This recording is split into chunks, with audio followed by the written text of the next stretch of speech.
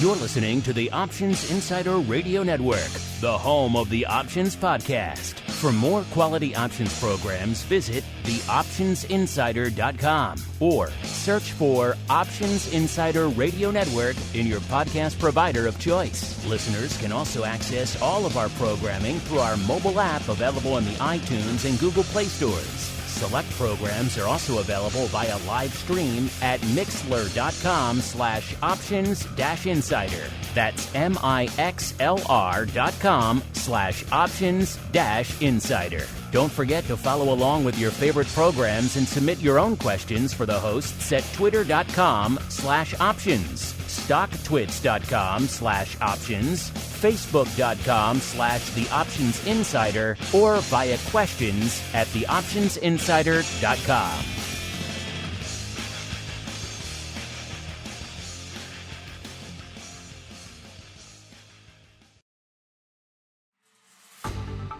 Welcome to Volatility Views, the premier program for volatility traders. Each week, we'll take a deep dive into the world of volatility with in-depth analysis, trading activity reviews, strategy breakdowns, cutting-edge education, and much more. We'll also bring you exclusive conversations with the traders, researchers, and asset managers who are reshaping the volatility landscape. If it involves volatility, then you'll find it on Volatility Views. And now, it's time to take a deep dive into the world of volatility. It's time for Volatility Views.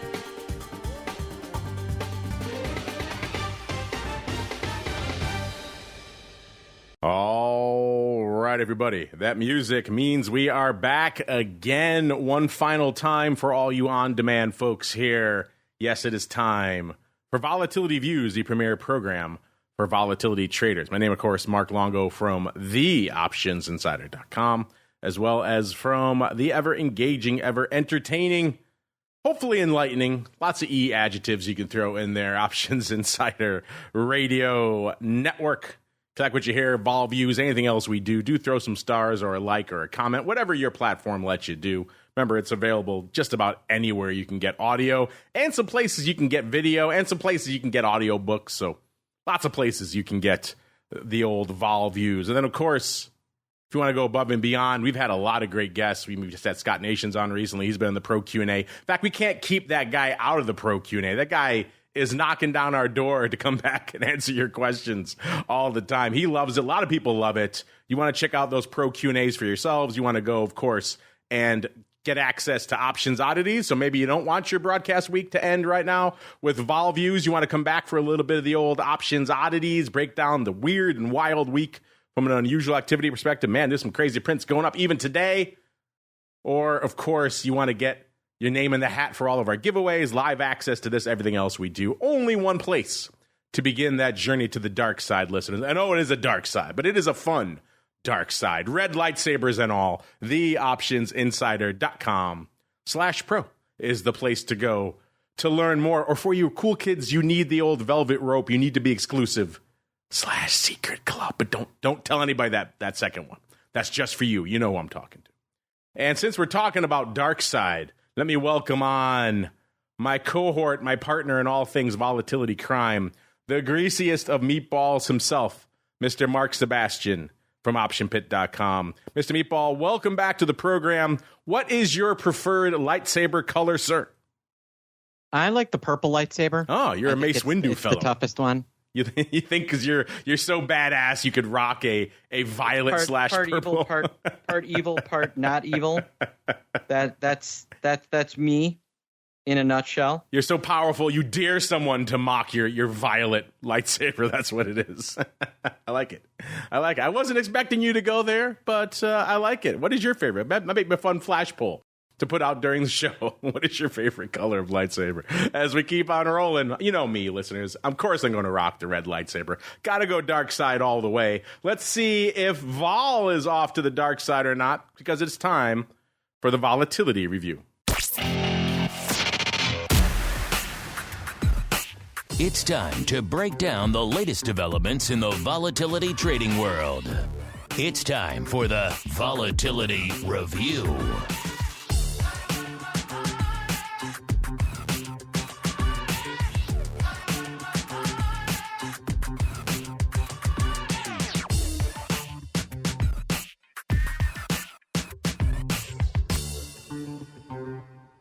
All right, everybody, welcome to the Volatility Review, the portion of the show where we do just that. We break down the week that was and indeed still is from a vol trading and trending and analysis and unusual activity. And man, vol's still popping off. Vol doesn't stop just because the show starts out there. We got another one of those days, listeners. It's one of those weeks. It's one of those years, quite frankly. The market is in just a whipsaw-y kind of mood. It's going to start off one way. It's going to give you a little bit of the old head fake, a little bit of the old crossover, and then it's going to go dramatically in the other direction. We've seen that play out quite a few times this week, and it seems like it is playing out yet again. When we kick things off, the markets were still in the teeth of their tailspin from yesterday. They were selling off again. We got back down below the 43.5 level in the S&P. Let's see, how low do we? Looks like about 43.45 or so in the early session. Then the worm started to turn. Folks started saying, you know what? This is too much. Selling it off roughly 200 handles from that 45.50 level we were at not too long ago.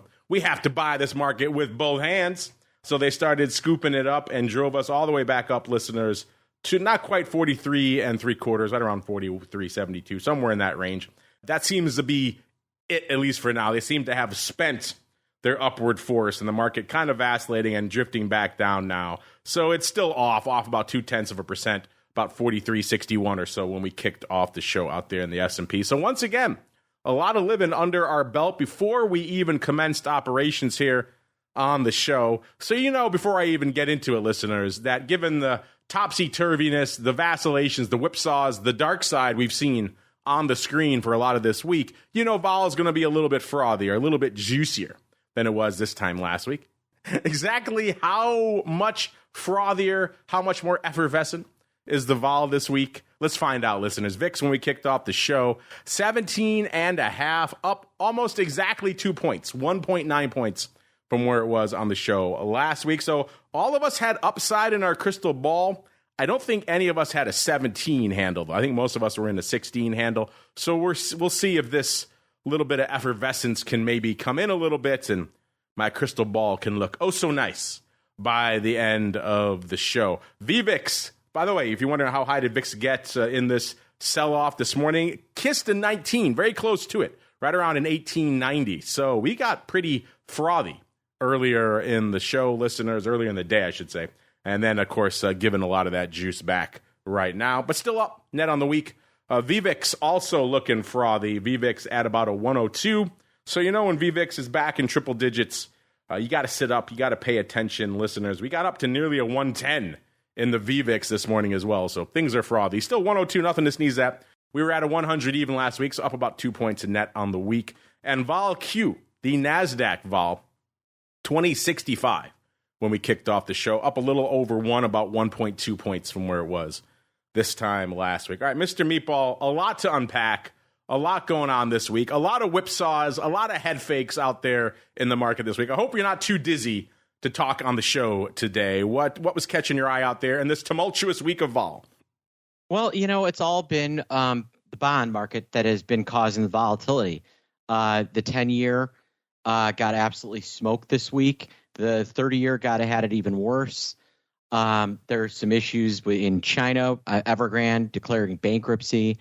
So this has all been kind of pushed by the credit markets more than it's been pushed by, earnings or anything like that. We have seen this pattern of if you get a big rally into your earnings, they're probably going to sell it ahead of time. And if you don't, you're going to get, you can actually reap the rewards of good earnings. Thus, Target bad earnings, but had already been in the toilet. They buy it. Walmart, great earnings. But what do? They dump it. And Deere, again, today, Deere getting smoked. But they had good earnings. Now, who did not have good earnings is Farfetch. I think Farfetch is not long for this world. It is off 40% today. They had the mother of all footprints going up this morning.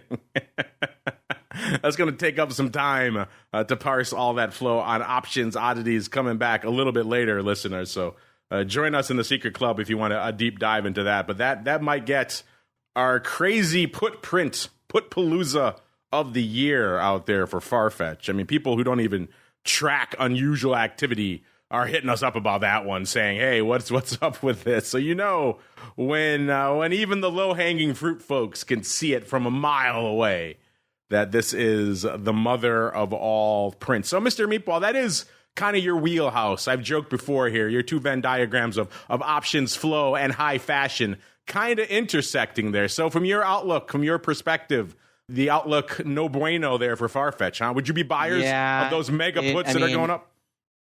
It looks tough. They don't have, I don't know, how is their model differentiated from TJX would be my question. You look, TJX is absolutely executing. It's gone straight up. The stock chart looks phenomenal. And then they bought it because their earnings were so good. But Fetch, maybe they become an asset of, that would be a good asset for a firm like TJX to take because they have the inventory. But this is not this company is in peril, and I worry for their 6,728 employees. Yes. Fascinating stuff. Speaking of fascinating stuff, sir, our keen-eared producer, given our fun little debate there at the top of the show, did put out a fun flash poll only for the duration of the show. So you should be listening live, listeners, and you should definitely be following us over there at Options for this fun, highly contentious content. You know what they asked, Mr. Meatball? They said, what is your favorite color of lightsaber? Inspired by our debate here on Vol Views. They gave them three choices and the infamous other: red, blue, green. And then for our purposes, Mr. Meatball, we'll count other as your violet or whatever you want it to be. Right now, it is evenly split with red, green, and blue. Red, green, and other. Take no votes for blue, no love for blue, no love for Obi-Wan out there. Does that surprise you, Mr. Meatball? So I guess you could say you're tied for first. I mean, my second favorite would be the green one. I was always a fan of the green lightsaber. Never really loved Obi-Wan's lightsaber. I didn't think it was that great. Blue. What does blue say? Blue's a sad color, right? It's a quiet color. I paint a room blue so that I go to sleep, not because I want excitement. Green. Now that's a color I can get on board with. That's the color Kermit the Frog. Maybe blue, you want to lull your opponent in a little bit of a false sense of security. Maybe he gets a little sleepy and then bam, off with an arm. And then you're off to the races. But you're right, probably not an accident. Yoda, green, Frank Oz, green, a little bit of Muppet crossover there. So yeah, probably not an accident. Green moving into the pole position now, taking half of our votes, sir. So we shall see. This is playing out only during the show, listeners. So get in there at Options. We also have our actual question of the week, which we could get to a little bit later, a little bit more germane there, but a fun one, a fun little flash poll cooking out there as we get on out to see what's cooking in the land of the volatility surface, listeners. Of course, since the last time we spoke, that AUG future rolling off the board, SEP now slotting in to the pole position, looking a little bit juicier than it was this time last week. The ability of that front portion of the curve to catch a bid is always impressive. And that SEP future up a little over a point right now, about 1.07 to be precise, when we kicked off the show. But the October future, also with the interesting nature of how the front two futures kind of moving in lockstep a lot these days. Usually you see the magnitude of the move exemplified and exacerbated a little bit more in that front future. These days, we've seen a lot of those front two futures kind of moving in lockstep. Seen that again this week. The AUG future saying, hey, don't forget about me, up nearly a full point itself, about 0.95. So not much separating the September and AUG future, at least from a net movement perspective. About net half a point between them when you're looking at the overall value. But both of them catching about an equal bid this week. You go a little bit farther out the curve. We were just saying on the show not too long ago, you got to go pretty far out. You got to go all the way out to pretty much the end of Q1 of next year to find a 20 handle on the term structure. And even then, it was pretty meager. It was like a 2010, something like that. So just ever so slightly north of 20. Obviously, curve shifting up a little bit. We're going to be a little bit higher now. And now we look out into end of Q1, beginning of Q2. Let's go out to April, let's say. Now you're at about 21 in the third. So things looking a little bit frothier. Things looking maybe a little bit more problematic. What did your cohort, the Rock Lobster, say on the option block yesterday? He was saying vol is bid when it shouldn't be. And he says the Dark Lord of the Sith that is lurking out there, again, keeping with our Star Wars metaphor, has yet to reveal himself. Mr. Meatball, when you look at this term structure, do you say the same thing? Do you say there are some lurking unknown unknowns that are being priced in here? Yeah, I mean, if you look at the spread between realized and implied, it's scary. And, you know, when we see this, we typically do get that breakout move. Higher or lower, I don't know, but it does appear that there's something brewing. VIX kind of, we got to get the Thompson boys on maybe next week because VIX is looking like it's starting to swell.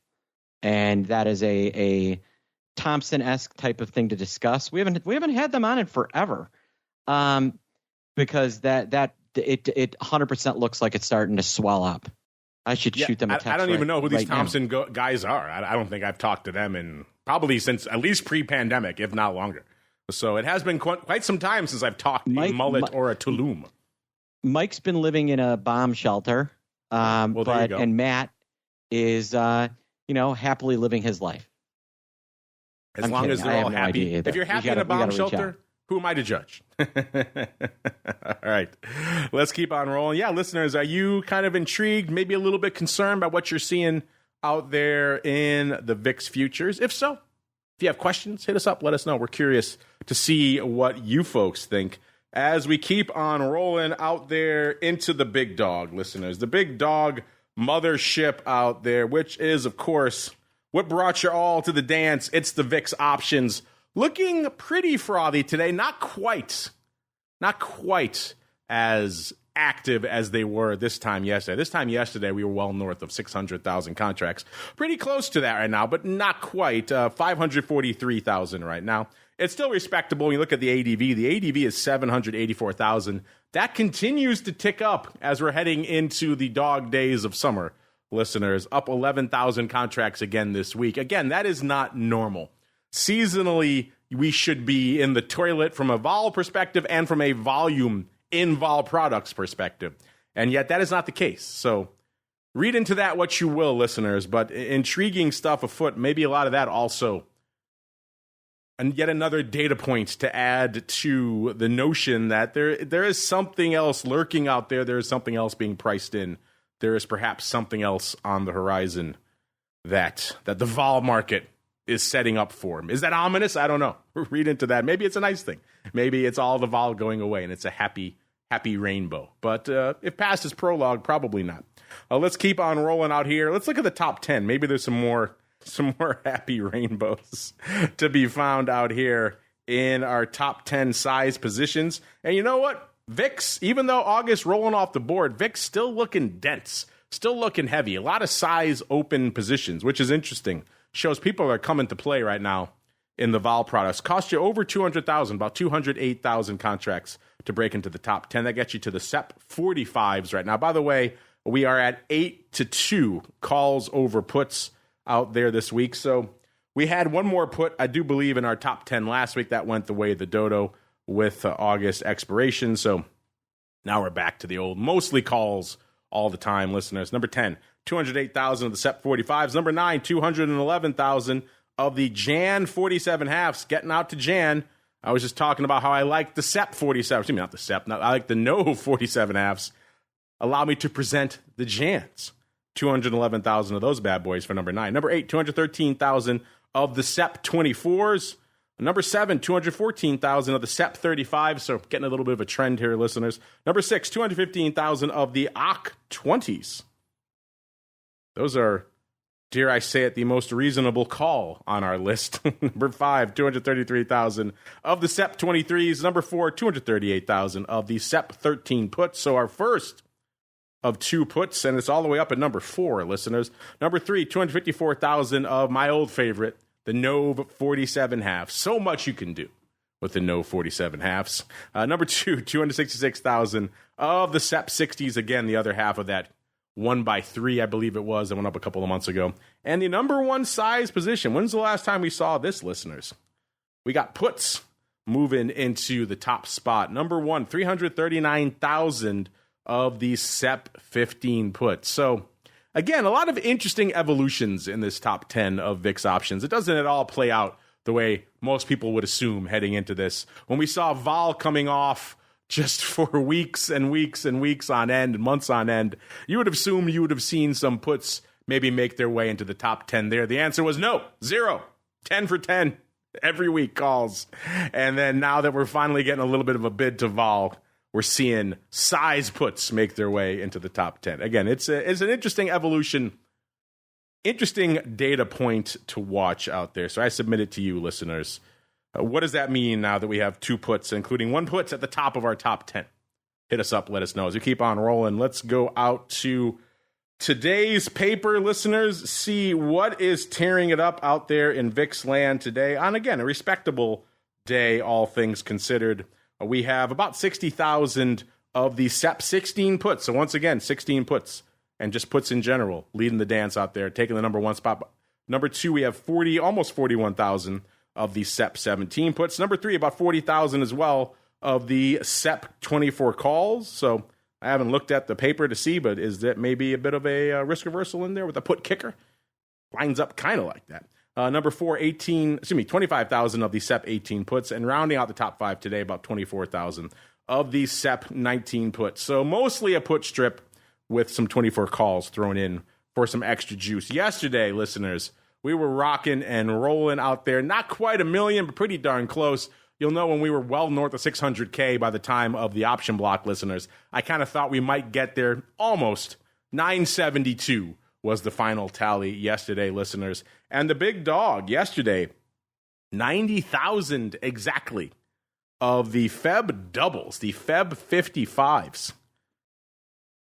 This paper, listeners, I don't know, starting to feel reminiscent of what we used to talk about on this show maybe a year ago. The only difference is the strikes are low. We're talking about the doubles and the 60s and the 47 halves rather than the pars and the 90s and the 115s and all those quote-unquote garbage strikes we used to talk about a year ago. But that said, I mean, obviously yesterday was a bit of an aberration, so folks are going to pile into upside, but still, these strikes in aggregate starting to feel a little bit reminiscent of what we used to talk about here on the show. Right behind it, number 2, 85,000 of the SEP 60s, our old friends out there. Number 3, 60,000 of the Jan 45s. Number 4, 37,000 of the SEP 15 puts. And rounding out the top 5, again, 4 for 5 on the call front on Thursday, 36,000 of the SEP 40. So just a dense day out there yesterday. Wednesday, looking lighter by comparison, but still a respectable day. Pretty much right at that ADV. 772,000 contracts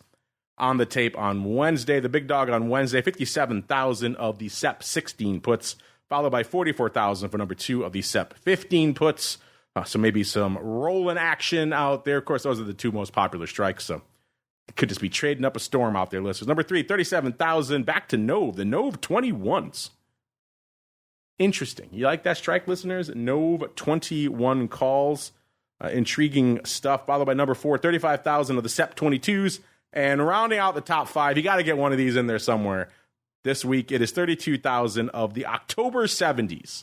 So if the Nove and Jan 47 halves are not optimistic enough for you, even the SEP 60s or the Feb doubles, allow me to present the October 70s going up about 32, almost 33,000 times yesterday. Tuesday, the big boy of the week, hitting that 1 million mark and then some. 1.13 million contracts on the tape for Tuesday. One thing VIX likes, it's a little bit of whipsaw action, and we have seen that out there this week. So the volume's going to come when we're whipsawing all over the place. 92,000 of the AUG 15 puts going up. Of course, you have expiration going up as well. So the day leading into expiration, usually a pretty active beast. So you got that 1-2 punch. It's going to lead to some numbers. 92,000 for the number 1 spot, August 15 puts, followed by number 2, 72,000 of the SEP 20s. Number 3, 62,000 of the August 17 calls.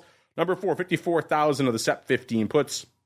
And rounding out the top five, 53,000, looks like the exact same number. So maybe we got a vertical or a bit of a roll. Like they're literally down to the same contract size of the SEP 14 put. So intriguing stuff there. And Monday, no slouch as well. It seems like so far today might be the light day of the week. Monday, 860,000 contracts on the tapes. Just a dense week on the VIX volume front. The big dog on Monday, 75,000 of the Feb 50s. So you don't like those Feb doubles? How about some Feb 50s, listeners? For number one, 75,000. Number two, 74,000 of the AUG 15 puts. Number three, 35,000 of the AUG 25s. Number four, 30,000 of the AUG 14 half puts. And rounding out the top five on a surprisingly active Monday, 28,000 of the AUG 16 calls.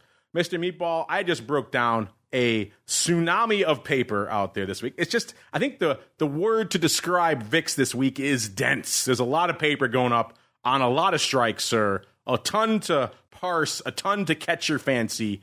What caught your eye out there in VIX options this week? Yeah, there was just a ton of upside volume this week. Rolling, adjusting, opening new positions. VIX was extremely busy. Kind of nothing insane, but very busy. And we kind of see that continuing today. There's a lot of paper going up. Some big put spread. You got some puts trading, some put calendars. The 24 calls going up for some size. I think yesterday we saw some really interesting volume of the 45s versus the 55s versus the 60s. So there's some poking about in the volatility index. Poking about, you say?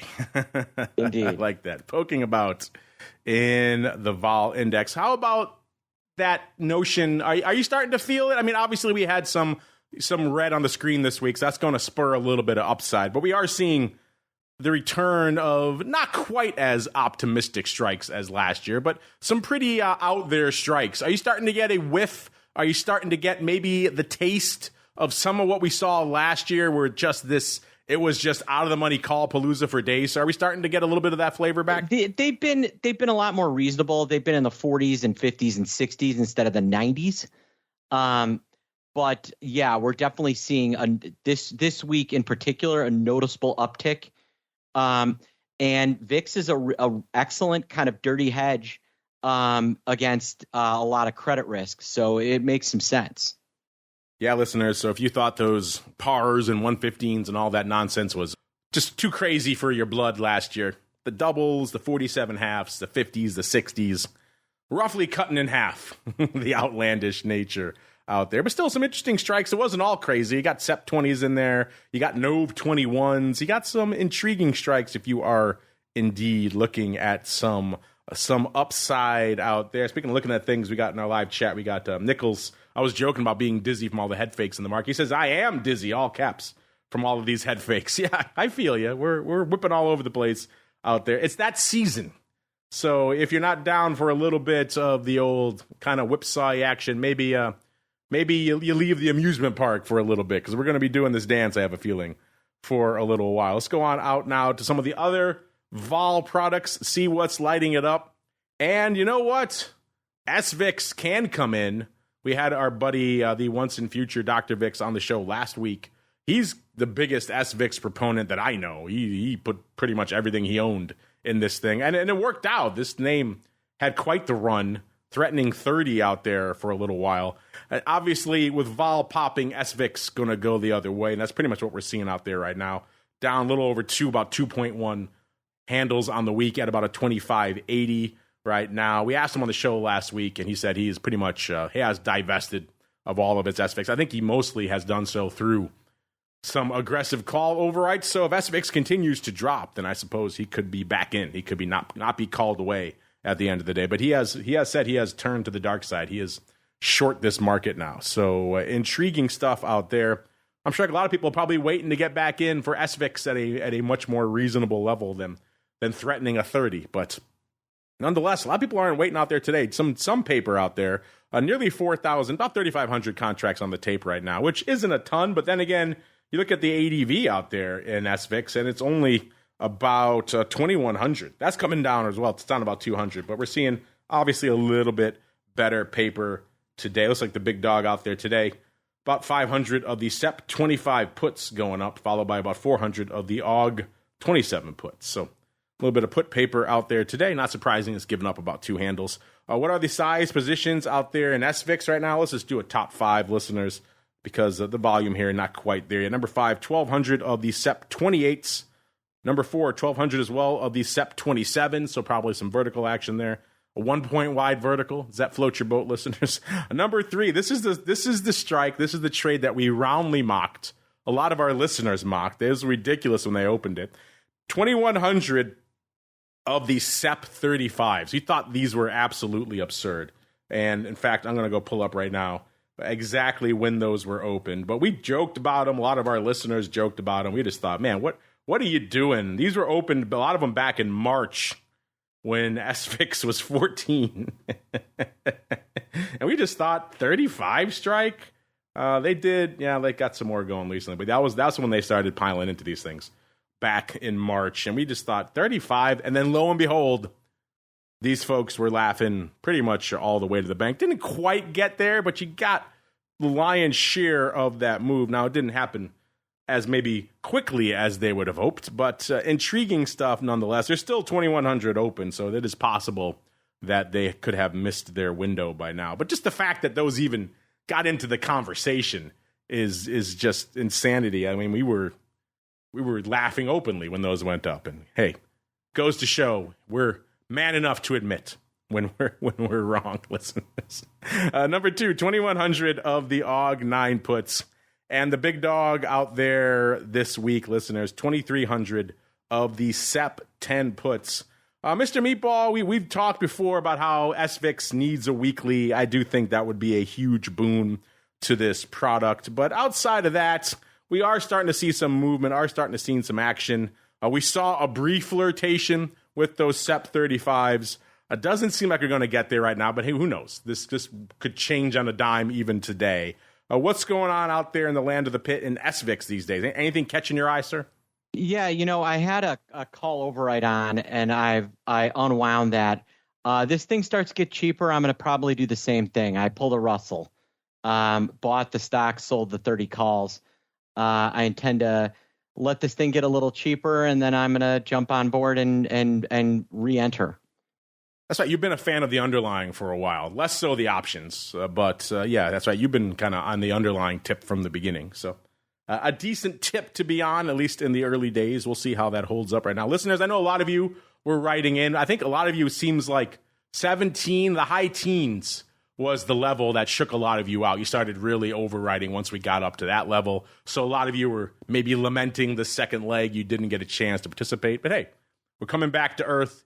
If you haven't been called away, maybe you can re-up a little bit of the old override action out there, listeners. But intriguing stuff. The saga that is SVIX continues. Maybe not quite the marquee player that everyone and everyone really hoped for when this thing was announced. And certainly some people were just all the controversy around this thing. Can't believe they would approve it.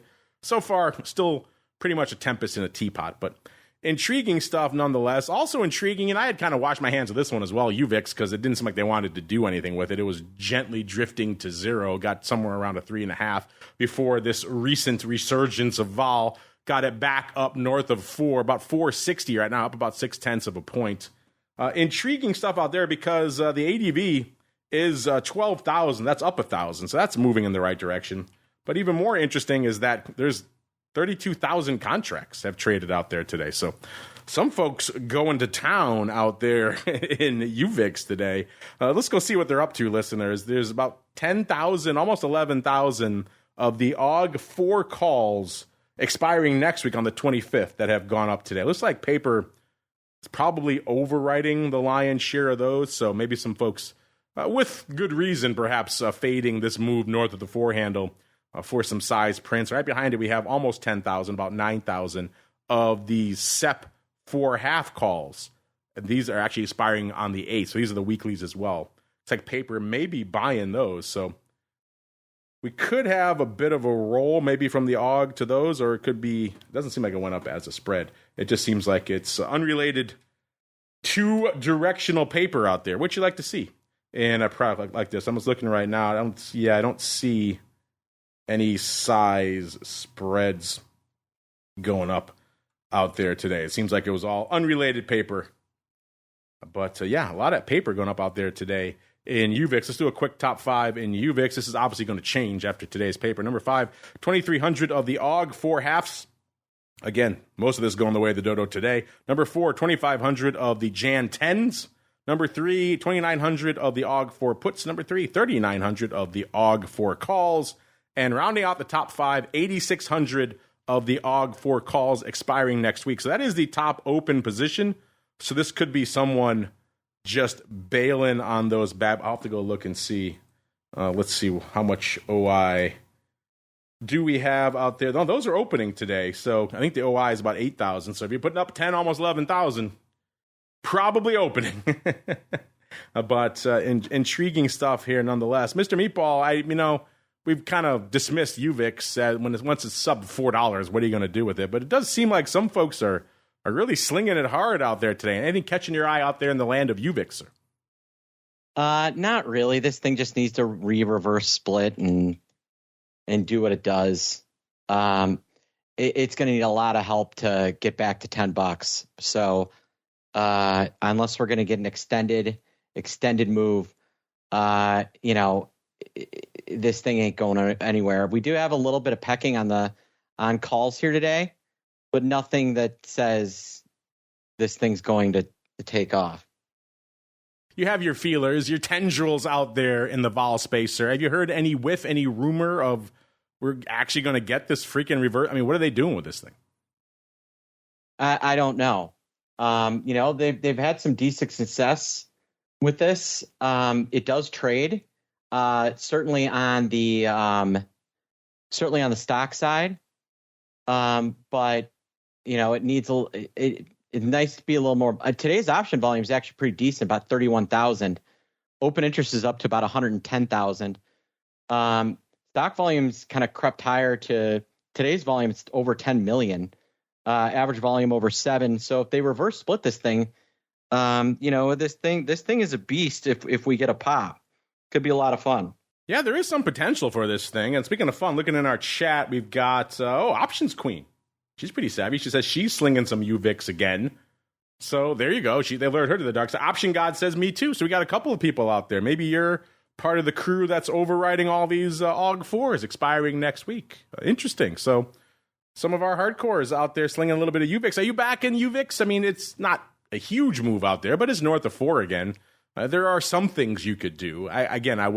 There's some potential here. If they put this thing back up to 20 and above, man, imagine what you could do with this thing. But I don't know. For whatever reason, they're just not there yet. You know what is there, though, listeners, is UVXY getting some juice back, getting a lot of its reverse split back, up 2 handles from where it was this time last week, hanging out at about a 19.5 right now. And you know what? You get a little bit of that juice back, and some of these products that people love to fade, they will reward you with paper, listeners. If you build it, they will come, and they're coming today. 161,000 contracts on the tape. That compares to the ADV, which is only 129,000, and that itself is up 20,000 from this time last week. So, again, you put some juice, you put some meat on the bone in these things. You don't reverse split it, to 20 or 25 and then let it just erode to nothing. You put some actual meat on the bones out here. People are going to trade these things. So, what do I know? I've just been slinging these things forever and watching them and talking about them, but I digress. Let's go out to our top positions out there in UVXY. Number 5, almost 21,000 of the AUG 2s. So you got some funky strikes open here. Number 3, 21,000 of the SEP 3s. Number 4, 25,000 of the SEP 2s.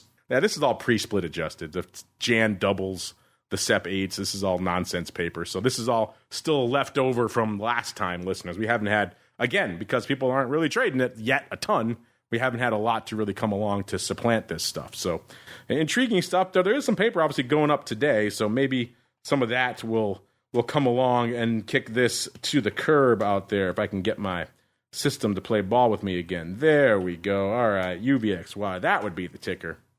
All right, the big dog out there Today in UVXY, we've got similar size to UVIX. That's weird. We had about 10,600 and UVIX is 10,847 in UVXY. This time it's the puts, though. It's the AUG 19.5 puts expiring today, opening nearly 11,000 times today. Again, we're hanging out exactly at that strike. People do love to play close to the fire with this thing. We're hanging out right at a strike around expiration. They will dive in. Looks like someone bought nearly 4,000 of these things this morning for 24 cents. So far, they're not looking that great. Looks like another 3,000 went up for 27 cents. About an hour and change later, maybe they were getting the hell out of Dodge, taking their 3 cents and running. Can't blame them.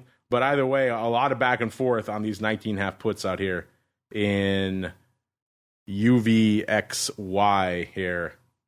Mr. Meatball, anything catching your eye in the looking a little bit juicier UVXY this week, sir? Again, it's $20 now. Thus it gets some more robust volume. It's doing some decent volume today. Moving around, there's been some pretty nice action in the options. Let me get those open for you in 1 second. Come on. And I'll tell you in 1 second. Yeah, you've got some making a pretty strong bet, but then you also have call buyers for today. So there's some action both ways on this one with a lot of people playing this thing to move. Almost, I'm looking, Mark, all the paper expires today.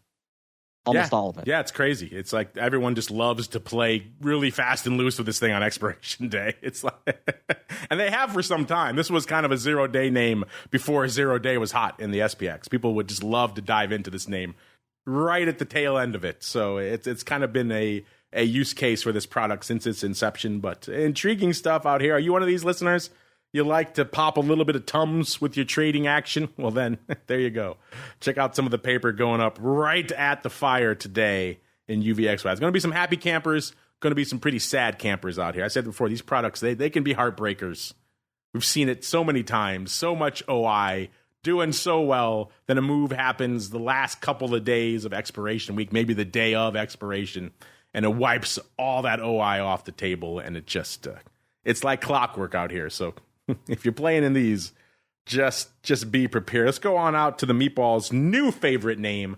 In fact, I think if he had a third kid, he would name it VXX because he loves it so much. VXX at a 26 when we kicked off the show, up a little over 1.5 points, about 1.6 points from where it was this time last week. And again, kind of keeping the narrative alive that if you get these things a little bit frothier, a little bit juicier, people will come to play.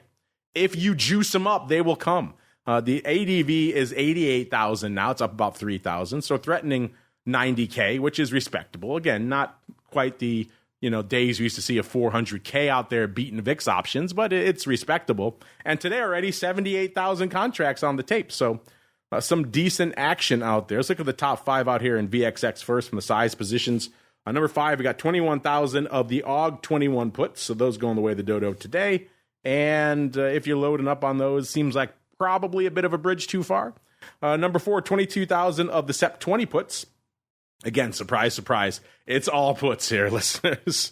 Again, probably a bit of a bridge too far. Number 3, 23,000 of the AUG 24 puts. Closer, but also no cigar. Numero 2, 23,000 of the SEP 22 puts. Got some time there. And then number 1, 25,000 of the AUG 22 puts. Again, unless this thing just falls out of bed in the next couple hours, doesn't seem like. In fact, I'm looking at the top 10 and everything here. Top 10, we have 8,200 of the AUG 27 puts. That's the only one that seems like it has a decent chance of paying off. And again, past is prologue, people are usually buying these things, listeners. So the rest of this top 10 seems like it's a bit of a road to nowhere, but we shall see. Got some SEP in there, so you got some time on some of that. Today's big paper, what's driving all that volume today? 5,500 of the AUG 26 puts, again, expiring today. We were right at 26. This is what people love to do in these things. They just love to give themselves agita, as my Italian grandmother used to say out there. Just dive it into these crazy at-the-money puts. with a few hours to go. That's some good living out there. Listen, number 2, we got 5,200 of the AUG 26 half calls, and number 3, 3,800 of the AUG 26 half puts. So are you seeing a bit of a theme here, listeners? That's what people love in these products. It's interesting. It's a use case that is outside of the 0-day SPX, is kind of almost unique to these products. People love to just dive in and play them right up until the wire out there, which is fascinating. Mr. Meatball, like I said, I think if you had a third child, I think VXX would be the name. What are you slinging out there in your new favorite products, sir? Yeah, it's definitely, pulled back a little bit. Futures never kind of left being in a contango. I think it's probably due for a little bit of a pullback. But we still have this kind of overarching kind of VIX potential swell. So, if you're going to be slinging VXX, you got to be fast and nimble. You can't be flat-footed because this thing, it's expensive enough to have some teeth to its moves. So you just gotta be on top of it. Today's action has been mostly puts expiring today. They love the 26 puts, Mark. So be ready. Oh, I'm ready. And it's like our chat's ready too. They disagree with me. They say you would name your third child Baby Meatball. So what do you prefer, VXX or Baby Meatball, sir, for child names? Baby Meatball. What would be a nickname for Baby Meatball? I don't know. BM? I don't think so. I don't know if the wife's going to go for that one. Yeah, I don't think so. He already comes prepackaged with a nickname, though, so it's going to save the kids on the playground some time. It's all about that, right? Got to save the kids on the playground some time.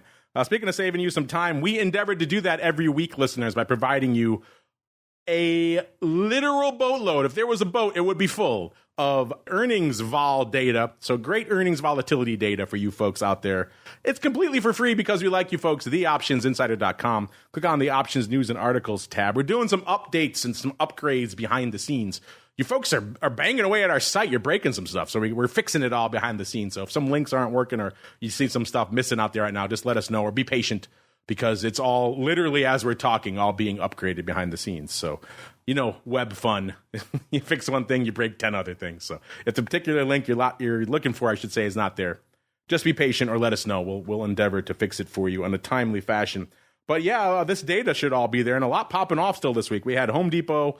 We had the big retailers this week, Target and Walmart. People, they like to look at CPI numbers and a lot of these kind of academic measures of inflation. But, big names like Target and Walmart, the boots on the ground retail, that's where the rubber meets the road for this stuff. So a lot of people look at those as bellwethers for inflation, as well as some broad fast food names like McDonald's for food costs and things like that. So it was an interesting mixed bag. Meatball kind of talked about them. They kind of took them both in interesting directions this week based off their numbers. Target kind of screwing the pooch. Walmart not so much, but again, kind of moving in surprising directions of those announcements as well. So a lot to unpack there. We had our old friend Stone Cold out there this week, AMAT, and then Deere. Man, they're coming for Deere. Another weird one because they were kind of giving some upbeat guidance, but it sounds like the farmers not so much. And so the street going with the farmers today and not with Deere, and taking them to the woodshed out there as well. Luckily for you, we have some updated earnings move results, and earnings season. Let me hit on a couple of these really quickly. Then we got to get the heck out of Dodge. Got to get some of you on the Vol voicemail as well. So really quickly, Stone Cold yesterday after the bell, 1334 is where they were trading. They were, they were pricing in 9.9%, so about 10%. They delivered 7.5%, so a little bit of underperformance. Walmart before the bell on the 17th, they were pricing in 3.5%. They delivered, get this, 0.7%. So a lot of underperformance so far. Now, again, this is immediately post-earnings, listeners. If you expand that holding period, things are going to change. But we can't have infinite holding periods to have something to analyze for you. We have to cut it off some point. So looking at it there, we have AMAT in there. We have Zoom. We have Dick's Sporting Goods. These are all popping off. Coming up next week, AMAT was this week. We have Zoom next week, all kinds of fun stuff. So if you want to see what they're pricing in, NVIDIA, Snowflake, still some big bangers to come, what they're pricing in compared to the past, all this other fun, how the season's stacking up, some fun trades we're doing against it, and a whole bunch more. TheOptionsInsider.com is the place to go as we get on into a little bit of the old volatility voicemail. It's time to share your thoughts and opinions with your fellow volatility traders. It's time to check the volatility voicemail. Make your voice heard by dialing 779-669-4VOL. posting a comment on the optionsinsider.com, sending an email to questions@theoptionsinsider.com, or posting your questions to twitter.com/options or facebook.com/theoptionsinsider. All right, everybody. We're getting all kinds of baby names with a meatball now. How about just VIX for your kid? I don't know. I've created a monster here, Mr. Meatball, and I apologize here with our chat. But there you go. A lot of great suggestions for you if you are indeed in the market. As we keep on rolling here, let's go on out to our question of the week. Last week we asked you, hey, is the meme stock frenzy back? Yes or no? Very simple. You guys came out ever so slightly on the no tip, 54.5% for no, and then 45.5% for yes. So slightly no.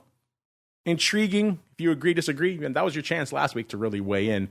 This week, your chance to weigh in is on our revisitation of our question of the week that we kick off the year with usually. We asked you if you had to buy a 10% out of the money call on one of the following, which one would you choose? Beginning of the year, 43% of you chose the S&P 500. We asked the same question now through the end of the year, 10% out of the money call on one of these four asset classes, S&P 500, Bitcoin, WTI, or VIX. Which one would you choose? Mr. Meatball, sir, which way are you going? Which way do you think our audience is going? But you have to hold it, right? You have to hold it. I went crude. Are you still staying crude? I'm staying crude. You think our audience is going crude? I think they're going Bitcoin. Oh, interesting. Think of it. So we don't have a bunch of crude dudes. We have a bunch of Bitcoin dudes. All right, where is my poll? If my producers, there we go. My producers will be so kind. There it is. Right now, with a couple hours left, listeners, get in there right now. SPX and SPY taking it 37%, followed by WTI number 2, 29.6%, VIX 25.9%, and then Bitcoin bringing up the rear 7.4%. I like this handle, Investor Gadget. He says market should continue to decline at least until mid-October, and oil should move up towards $90. So, yeah, there you go. Right now, by the way, green running away with it on our lightsaber poll. Only about a minute left on that one. 2/3 of you choosing green, 16.7% for red, and about 16% for other. No love for blue, so no joy for blue out there, listeners. You know, we got this question about crypto vol, but kind of coming up again, so I think we'll save that for next week there, Chain 3. As we keep on rolling, it is time to head into the crystal ball. It's time to peer into the future and reveal what the volatility gods hold in store. It's time to look into the crystal ball. All right, everybody, welcome to the crystal ball. By the way, green did just take it. That just expired. It was a very short poll. And, yeah, green taking it with about 2/3 of the... So a lot of you folks liking yourself a little bit of Yoda and or, you know, obviously, mostly Yoda out there. So intriguing stuff. Also intriguing out there in the vol space. Like I said, no 17 handles for us on the panel last week. It was myself and the Rock Lobster and the once in future and now present Dr. VIX. I was at about a 16 1/3. The Rock Lobster 16.75. Russell taking the dark side at 15.65. Spoiler alert, no joy for any of us. We're at about a 17.60 right now. Looking at some of your listener and chat comments, I don't see any 17 handles there. Obviously, our producers have the full list. They will go through all of it. They just kind of surface some of the closer ones. You got 15 handles, a lot of 15 handles. A lot of you were feeling some fade last week. No joy there. That means, Mr. Meatball, no winner for this week, so I'll let you choose. I'm feeling charitable as a host today. Hey, what did I pick 2 weeks ago? Because I want to say I got close to nailing it. For today, 2 weeks ago? Yes. Yeah. So if you're expanding your purview from 2 weeks ago, let's go out and see. Let me see if I could find that data point here very quickly. 2 weeks ago, you were at 15 1/4. Well, that's me. No, that's you. You were at 15 1/4 the last time you were on the show. And that was your guess was for August 11th. So that was the week before, August 4th. You were at 15 1/4. So I don't think you had any upside there, sir. No. All right. Well, I'll go. I got to tell you, I think today you're going to see the vol pull back today. And maybe Monday, and then maybe we get a refresh of some of this. I'm going to go bullish, believe it or not. And I'm going to go to 1991. Ooh, an excellent year. An intriguing vol prognostication. Kissing that 20 handle. We got kissed to 19 this morning. Now, that's some juice. That's some effervescence. You know, I was feeling a little more myself. I don't know if I'm feeling that much. Listeners, are you feeling nearly a 20 handle? I'm curious. Get it in there. Nichols, no victory for you this week. You had like a 2-week streak going there. So you got to break the streak some point. Otherwise, you're going to clean out all of our fabulous prices here. All right. I'm feeling more juice as well. We're at about a 1760 right now. I don't think I wouldn't mind. I wouldn't mind his prognostication at all. I'm going to say an 1845. So there you go, listeners. That is your accurate vol prediction for this time next week. All right, everybody.